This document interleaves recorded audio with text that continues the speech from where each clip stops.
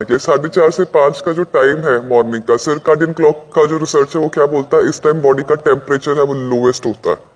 ठीक है, अब ऐसे में अगर आप एसी में सोएंगे तो आपको upper respiratory tract infection, sinus जैसी प्रॉब्लम, ठीक है, कोल्ड, कफ, रिनाइटिस ये होने के चांसेस सबसे ज्यादा है। ये जो चीजें हम बता रहे हैं ना, एक बार 1 महीने के लिए करके देखो सारे। ठीक है, तो जो 4:30 से 5 का टाइम है, इस टाइम में अगर आप घर में एसी लगा रहे हो या आप तेज फैन में सो रहे हो तो बंद कर दो, बंद करके सो के देखो। 6 बजे का टाइम है, जो 6 AM का मॉर्निंग का टाइम है, वो आपका जो कॉर्टिसोल हार्मोन है, जो कि स्ट्रेस इंड्यूसिंग हार्मोन है, वो हाईएस्ट होता है। ऐसे में अगर आप बॉडी को रिलैक्स करने वाला कुछ भी एक्टिविटी करते हैं, जैसे कि मेडिटेशन हो गया, योगा हो गया, वो बॉडी को सबसे ज्यादा फायदा देती है। नेक्स्ट चलते हैं 7 से 9 बजे।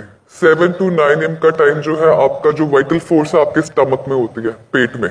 तो मैक्सिमम जो आपके डाइजेस्टिव जूसेस है वो 7 से 9 बजे के बीच में बॉडी में रिलीज होते हैं। तो 7 से 9 बजे के बीच में अगर आप दिन का पहला मील खाते हैं तो सबसे अच्छा डाइजेशन उसका होता है, सबसे ज्यादा उसका गुड आउटकम आता है।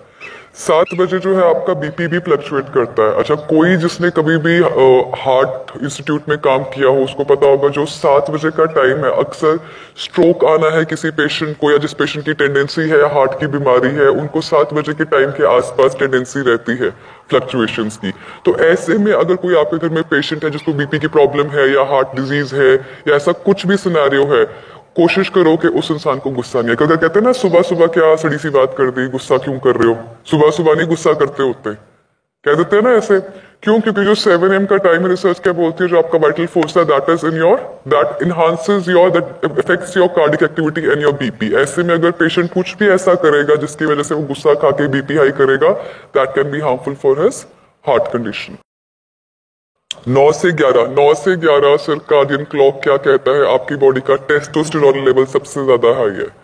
तो अगर आपको कोई भी ऐसा फोर्स वाला वर्क करना है, एक्टिविटी करना है, जैसे जिम वर्कआउट करना है, ठीक है, तो ये वाला जो आपका टाइम है वो बेस्ट है।